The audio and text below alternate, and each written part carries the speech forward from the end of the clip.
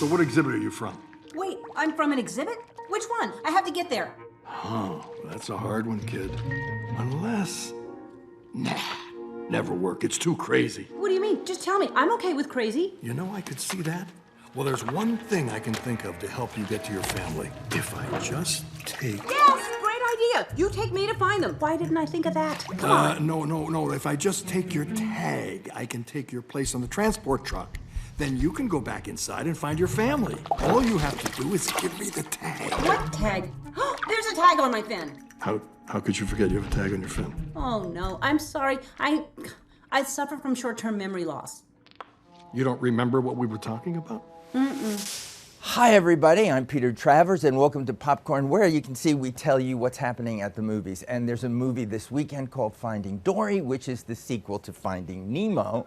Ellen DeGeneres, who voices Dory, has a part in it. But there's a new voice. There's a new character, an octopus. And let Daniel Day-Lewis try to play what my guest today, Ed O'Neill, is doing in this movie. Ed, thank you. I mean, an octopus with only 7 tentacles, you know, who a septopus. A septopus, and he changes and he shape shifts. Yeah. This is the part. Yeah. This is your Oscar part. It's you got to thank the animation department for this one. You know, because when I got on board, they showed me it was just pencil sketches, you know, black and white. Yeah. Of, you know, an octopus. And they told me to Google mimic octopus. A mimic octopus. Mimic octopus. I'm calling him a shapeshifter. Well, that's what they are. He did a great potted plant. Yes. Yeah. And it's an amazing animal, actually. I didn't even know they existed. Because there's different species. Did you meet any? No, never did. How did Pixar Disney say, Ed, we have this mimic octopus, and it has to be your voice? How was it? How were you seduced into first this? of all, I really don't know what happened there. You don't know what happened? My guess is... A long night of drinking. That's happened, but John Lasseter, who's the head of Pixar, has come to a couple of the Modern Family table reads. I think he's friends with one of our producers. And I think maybe then he got the idea that, for me, for Hank and Ty Burrell, for the beluga whale. That's my guess. But I got a call from my manager saying they want you to play an octopus. That was it. And I said, well, can I look at a script or, pages or something? Or They said. Description of the... No, there's nothing. And I said, why would I sign on for a part I don't even know what anything is? It's Pixar. So I said, okay. It's okay, yeah. And I thought for months it was a cameo. When you're in that booth alone. So you and Ellen DeGeneres aren't, even though you have scenes together, you're not together when you're recording. No, you work alone. However, there's the director and the writer and the couple of producers. And so there's a team there, but when you get there. And so they help you, And I'm not in a booth. I'm in like a lectern, a podium with the headset and the script in place. And they're in the booth. And you can't hear them in there. You'll do a take that can be very strenuous. You're trying to escape. The octopus, trouble, there's danger. Yeah. And it's 30 seconds of this all-out effort. And then you finish, and then you look in the booth, and you see them. You can't hear them, so they're like. And then you get, that was great, Ed. Next take, if we could maybe amp it a little bit more. Oh my God, I have 3.5 more hours to go. But it's kind of fun in a way too, because it's more or less kind of like a kid in a sandbox playing by himself. Yeah. But you do have this help. But you have to sort of, you have to use your imagination a little bit more. But let's talk a little bit about who Hank is besides being an octopus with a missing tentacle. So he's a septopus. Sure. Because he has emotional issues. Yes. This creature. He, I come to find out, he's damaged in some way, aside from the missing limb or tentacle or whatever it is. He's phobic. He's a loner.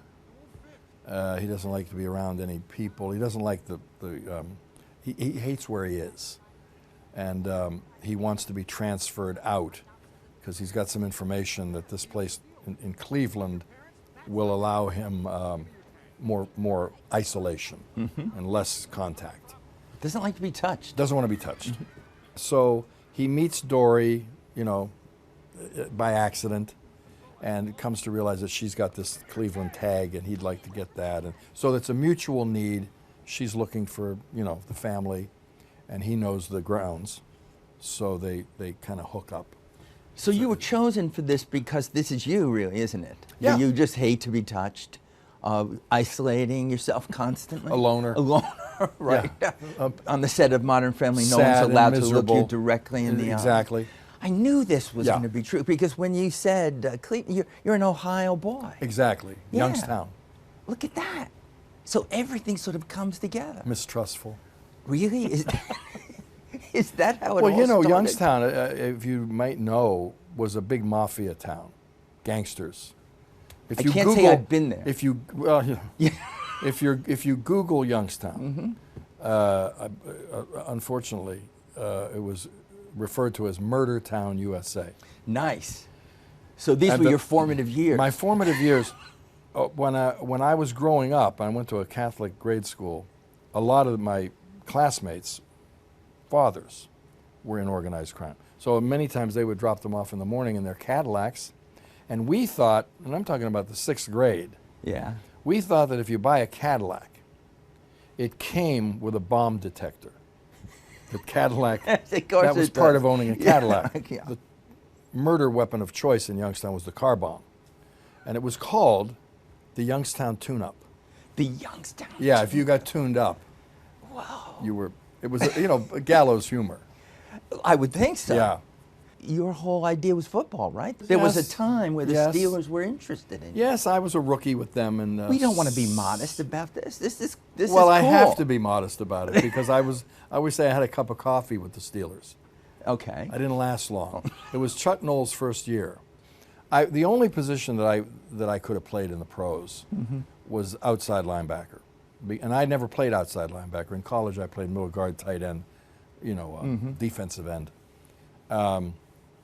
So I was trying to learn outside linebacker and make the team at the same time, which is a bad combination. Yeah, no, I guess it's not. And it was Noel's first year. It was very nice to me when he cut me. He said, you know, it's my first year too. I've got to kind of, I can't have a guy like I got to you. produce. Yeah, I right, can't this is teach it. you. What makes somebody, though, from Youngstown, Ohio, decide when he gets cut by the Steelers, what I'm going to do is I'm going to be an actor? Well, that's an interesting one. Because Yeah. that's a leap. I had done some acting in high school and grade school. I had an uncle who gave me some books when I was 12, and I got hooked on reading. And I had read, for example, Cuckoo's Nest, the Ken Kesey novel. I had seen the movie The Rainmaker, and both those shows were auditioning at the Youngstown Playhouse. And I remember thinking, well, I can play McMurphy. Why not? So I trudged out there, and of course I get a horrible audition. And then the same was true for Rainmaker when I tried to imitate Burt Lancaster. And I'm it trying to wasn't- I mean, that should have been filmed. It should have been. We don't have that? Oh, there's no, no we clip don't of have Ed that. O'Neill. But then That's eventually, Starbuck. That's who he was, yeah. my first play then was that Greek tragedy, Antigone. Of course On the of course lesser it is. stage, where I was actually a spear. I was a soldier with a spear. Wow. One line. And then I don't know. I just kept going back in University Theater, and then the Playhouse, the Youngstown Playhouse, and then finally I started thinking, this is okay, but now I'm doing plays with school teachers, and you know, the principal of the high school is now, you know, a part-time actor, and they were fine, but I thought I'd like to up it a bit, you know. So then I came to New York. And what happened? I got a job off Broadway at Soho Requiem for a Heavyweight, Rod Serling's play, and then from there I got an audition for the understudy of a boxing play at the Helen Hayes Theater. And I got that, and then the lead dropped out. They gave me the lead role because I knew how to box a little bit. I could fake it, you know. And then that got me started, and that was it. I just The kept rest working. is history. The rest is history. The rest is history. Yeah. Well, you did. When I was looking at your credit list, it looked like the first movie you did was Cruising with It Al was. Pacino. Friedkin came and saw the play Yeah. at the Helen Hayes. And he said yes. Well, you know, you play this plainclothes cop in Cruising. And then I did Dogs of War with Chris Walken and Tom Berenger, mercenary movie. I was doing Mice and Men at Hartford Stage. I was playing Lenny, which, as you know, is not a comedy. It is not a comedy, no. And a casting director from LA was visiting his grandmother or aunt or something in Hartford, bored, went to the show, saw it. 6 months later, they're casting Married with Children, and they can't cast Al Bundy for some reason. They're seeing everybody, a lot of good actors, a lot of good comedians. And this guy, his name was Hirschfeld, says, you know, I saw this guy in Hartford, and he's not, it wasn't a comedy. But, you know, I don't know why, I think possibly. And the two producers, Ron Levitt and Michael Moy, said, are you out of your goddamn mind? A New York dramatic actor we're going to look at, and I happened to be out there for a pilot situation. And I was playing handball, and they called me over, and Sunset Gower was right across the street. I said, well, bring the script in the locker room. Married with Children pilot. And I read it, I thought, this is funny. So I went over and I had my bag with all the gloves hanging off. You know, in handball, you use a lot of gloves. Yeah. They sweat out. Great. I came in and I said, what the hell's with the, it's like Mickey Mouse with all these gloves. And then I read it for them. And it reminded me of one of my uncles.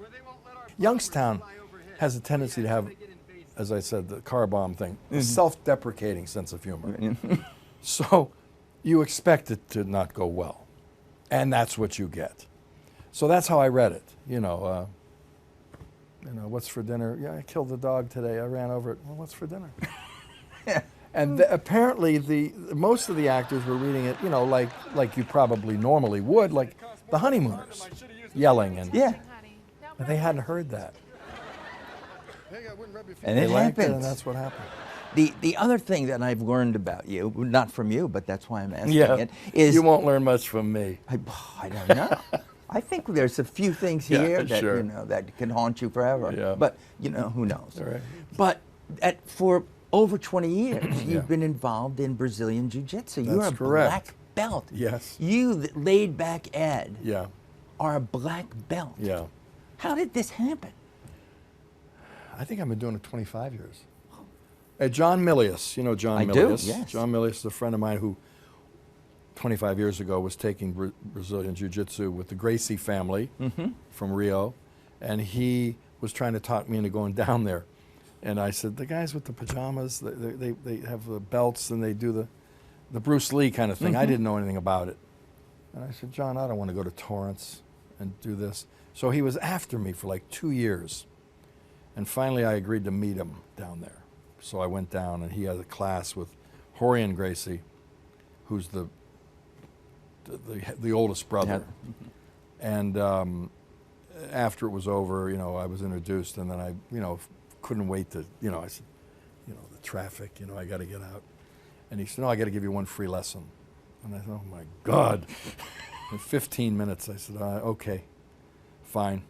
He said, okay, I'm going to lay down, please, on your back. I'm going to sit on top of you, and, you know, and then I'm going to have you try something. I thought, oh, God. What happened to me? So I lay down, and he sits on top of me, but I don't feel any weight. He was only about 175 pounds. At the time, I was like two and a quarter. And he said, now, all you have to do, whenever you want to, just get me off of you. Do you think you can do that? If your life depends on it. He said, that's all you have to do. So I said, whenever. He said, whenever you want to. And he's just sitting there. So I explode. I don't know what all, I have no technique whatsoever, but I'm just like, you know, I'm thinking, you know, I played a lot of football. I can get this skinny son of a bitch off me. And I couldn't. He was on me like a tick. I couldn't get him off. 10 seconds, I'm exhausted. So he says, bad shape, huh, if I'm a bad guy. I said, yeah. He said, okay, breathe. I said, okay, now you get on top of me. So he said, now, I'm all ready to say, no, I can't. He said, I'm going to hurt you, yeah. Can you hold me down, do you think, for 4 seconds? I'm thinking, 4 seconds? Sure, 4 seconds. He said, oh, that's it. And that's the end of the lesson, for the day. So I grab him, you know. He said, "Come on, Ed, come on, like a man." You know, it's a routine they go through. So I squeeze him. Are you ready? I said, "Yeah." Boom, he's on top of me. I said, "How'd you do that?" He said, "Well, this is what we do." I never saw anything like this. I got to learn this. He said, "Okay, but he didn't believe that I was actually seriously going to come back. I said, "No, I'm coming. It's like a transformation you had, though. Yeah. I said, "I got to learn this." So you're dangerous now. Well, if I piss you off, it's trouble listen, for here's me. the thing. With people are, it's not like boxing or. No, it isn't, but it's power. It is a certain kind of self-defense thing. So it's more or less at my age, and you know, it's like I know how to protect myself pretty good because I know what you can do with your body to me. So I'm going to be very defensive. I don't have to win. I just don't want to lose. In the street, it can be bad. But if you get stupid with me, you know, then I can take advantage of certain things that you may do inadvertently without knowing you're going to give me something. And I'm going to choke you. There, see, that's what I wanted to hear. Or I might break your arm. There you go. Yes, yes. Okay, It's very easy to do. It's almost. I'm trying to think. I haven't had a guest before that said, and then I could choke you and break your arm. But it's kind of. It's nice. basically like cheating. Thank God I really loved Finding Dory. Yes. No, Right. it's to defend. I like it. It's Yeah. like it's really good. All right, but since you've never been on the show, this show always ends in song. A song? It always ends in some little bit. Now, I don't need the whole song. I just need a little bit of it.